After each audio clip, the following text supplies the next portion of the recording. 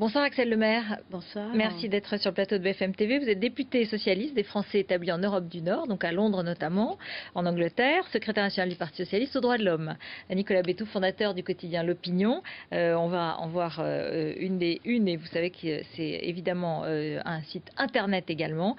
On évoque et on écoute d'abord peut-être le président Hollande cet après-midi à Oradour-sur-Glane et aussi Jean-Marc Ayrault à l'Assemblée nationale. Vous allez écouter et voir qu'il y a peut-être un message subliminal.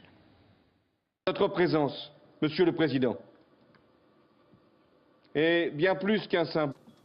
C'est l'affirmation d'une promesse de défendre les droits de l'homme chaque fois qu'ils sont violés, près de chez nous ou loin d'ici. L'action que nous envisageons est réfléchie et collective. Le président de la République l'a indiqué. Elle devra être ferme et proportionnée, ponctuelle. Voilà, le président Hollande qui dit qu'il faudra refuser l'inacceptable, comme hier, aujourd'hui et demain, et le Premier ministre Ayrault qui dit nous avons décidé une action réfléchie. Alors vous êtes aussi très familière avec le débat en Grande-Bretagne. Comment convaincre l'opinion publique? L'opinion publique française, elle est très sceptique. Les politiques français, l'opposition est très sceptique. Alors par rapport à ce qui s'est passé au Royaume-Uni, moi j'ai visionné le débat en direct qui a duré longtemps, qui était passionnant. 10 heures. Tout à fait. La question qui se pose aujourd'hui là-bas, c'est est-ce que ce débat n'a pas eu lieu trop tôt? Est-ce que les députés étaient suffisamment informés? Est-ce que tous les arguments ont été avancés? Et surtout, est-ce que l'opinion publique était éclairée et s'était saisie de la question d'une intervention en Syrie? C'est la raison pour laquelle il me semble que la démarche du président de la République est la bonne. C'est une démarche de pédagogie et de conviction. L'étape, qui a été une étape cet après-midi à l'Assemblée nationale, a permis d'ouvrir le débat et donc d'initier ce travail sur l'opinion publique en France. Pour ce qui est de ce qui a été exprimé à Oradour, c'est symboliquement très important puisqu'on fait référence à la Seconde Guerre mondiale. Il faut rappeler l'origine du combat de la France contre l'interdiction des armes chimiques. C'est le lendemain de la Première Guerre mondiale où on a nos poilus qui sont revenus avec des séquelles à vie et la France a été la première à demander l'interdiction de la fabrication et du stockage des armes chimiques. C'était en 1925 et près de 100 ans plus tard, on a le sentiment qu'on en est toujours au même point. Donc il y a un moment où lorsque le droit international est totalement bafoué, il faut inventer des sanctions lorsque il y a des blocages. Voilà pourquoi la France France s'engage, même pour le moment, avec une opinion publique extrêmement réservée. Votre avis, Nicolas Bétou? Oui, une opinion publique très réservée parce que, effectivement, cette opinion publique, à la fois a la mémoire de ce qui s'est passé lors des événements de l'Irak, la guerre d'Irak. Elle a la mémoire plus récente de ce qui s'est passé après le printemps arabe. La chute de Kadhafi n'a pas été suivie d'un grand moment de libération et de démocratie. Plusieurs députés UMP dire la guerre de Libye, je ne la voterai plus, je ne serai plus d'accord. Et troisième point, et je crois que c'est presque le plus important aujourd'hui, l'opinion publique ne sait pas pourquoi il faut frapper. Punir, on est d'accord, encore que dans la bouche du président de la République, c'était un mot assez étrange. Punir le chef de l'État syrien était un concept, en tout cas en droit international, qui est assez étrange. C'est du pénal, oui, voilà. Ouais. Mais pour faire quoi? Pour faire quoi ensuite? Est-ce que c'est simplement pour lui dire vous pouvez continuer tranquille votre petite guerre, mais attention, on ne touche pas aux armes chimiques? Ou est-ce que c'est pour le destituer, voire pour le tuer? Et si c'est le destituer, voire le tuer, pour faire quoi ensuite?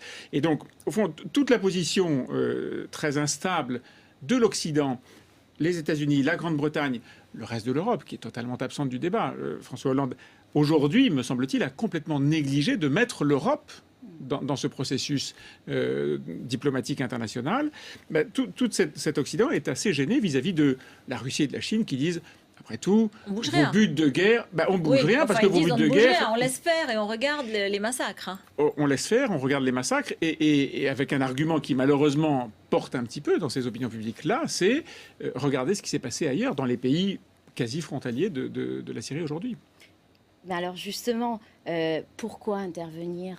C'est pour empêcher Bachar el-Assad de recommencer, Oui, mais on ne sait pas comment le faire. On ne sait pas comment le faire. Si, des frappes aériennes ciblées sur les bases militaires, sur les usines de production, Bon. il y a des objectifs militaires très définis et le but, c'est de prévenir pour que cela n'arrive plus. De prévenir en Syrie, mais de prévenir dans les autres pays et d'essayer d'empêcher les groupes terroristes. Tout ça est évident, simplement. Encore une fois, je vous dis, ça bute sur au moins une chose qui est quel est l'objectif. Il y a un autre point quand même qui est assez étrange aujourd'hui, c'est que personne ne dit avoir des preuves formelles. Tout le monde a des convictions. Et d'ailleurs, c'est très intéressant de voir que le Premier ministre, lundi, a réuni les présidents de groupes parlementaires pour leur projeter des vidéos et leur donner des notes déclassifiées, des notes secrètes. Mais c'est jouer sur le registre de l'émotion, pas de la preuve.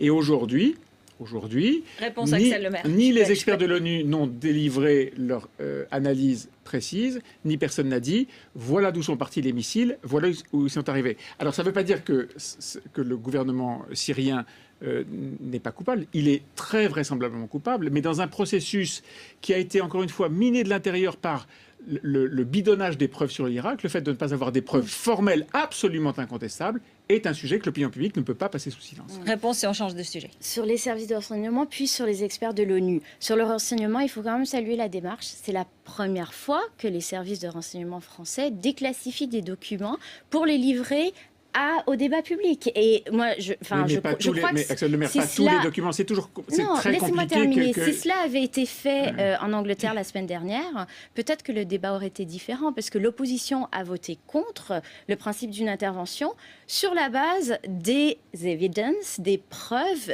qui étaient présentées, en expliquant qui voterait pour une intervention si ces preuves étaient étayées.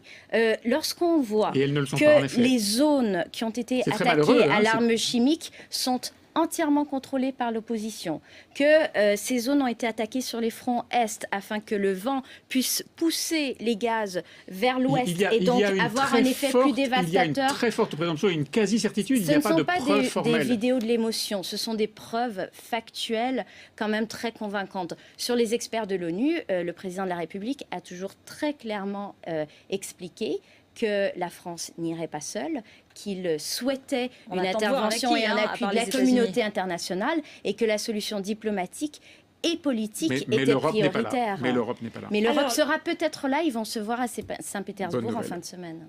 Je voulais quand même qu'on parle d'une autre question parce qu'elle est très importante et elle est un peu éclipsée finalement par ce débat syrien. C'est la reprise économique, on nous l'annonce. L'OCDE dit qu'il y a une reprise de plus 0,3. On entend des frémissements de la part de certains grands patrons qui commencent à dire oui, ça bouge, ça bouge. On n'en parle pas. Vous partagez ce diagnostic? C'est un peu votre sentiment aujourd'hui? Alors écoutez, l'ensemble des données qu'on a aujourd'hui, au fond depuis la grande surprise de l'INSEE qui avait annoncé un plus 0,5 au deuxième trimestre, l'ensemble des données nous disent oui, il se passe quelque chose. Donc ce qu'on savait depuis probablement le mois de mai-juin, c'est qu'on avait arrêté de dégrader. On était au moins sur un plateau et là, on a quelque chose qui ressemble à une petite reprise. Tant mieux.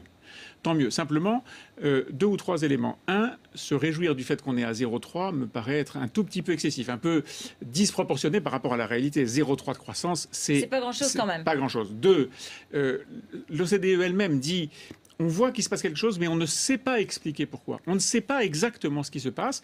Et 3, à l'extérieur de la France, l'Europe progresse elle aussi. Donc c'est un mouvement qui emmène toute l'Europe. Ce n'est pas un mouvement français, c'est un mouvement qui emmène toute l'Europe. En revanche, les pays dits émergents, la Chine, l'Inde, le Brésil, eux sont en difficulté. Et donc le risque, c'est que cette moins mauvaise situation de l'Europe, qui recommence en effet à progresser, soit un peu plombée par les pays émergents. Il ne faut pas le souhaiter, évidemment. Axel Lemaire, c'est ce que vous sentez? On entend dans les milieux gouvernementaux, vous voyez, on vous l'avait dit, ça va marcher. Ce qu'on est en train de faire, ça va marcher. Bon. Et totalement, je partage assez votre lecture économique de la situation. La reprise est là, effectivement, elle est modeste, c'est un frémissement qui s'affirme, si on peut dire, mais cela laisse des raisons d'espérer, et notamment d'espérer pour le sujet de préoccupation principale du gouvernement à l'heure actuelle, qui est le chômage, avec cet espoir que la courbe qui continue malheureusement à augmenter pourra s'inverser d'ici la fin de l'année. Donc oui, c'est une reprise, tant mieux si c'est une reprise européenne, parce qu'on sait bien que la croissance en France doit être soutenue par la demande en Europe.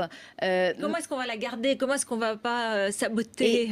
Comment est-ce que ça peut rester? C'est comme le lait sur le feu, là. On est un peu inquiet, on regarde et on se dit il faut que ça dure. Tout à fait. Alors moi, je pense que ça serait trop politicien de dire cocorico, c'est grâce à nous.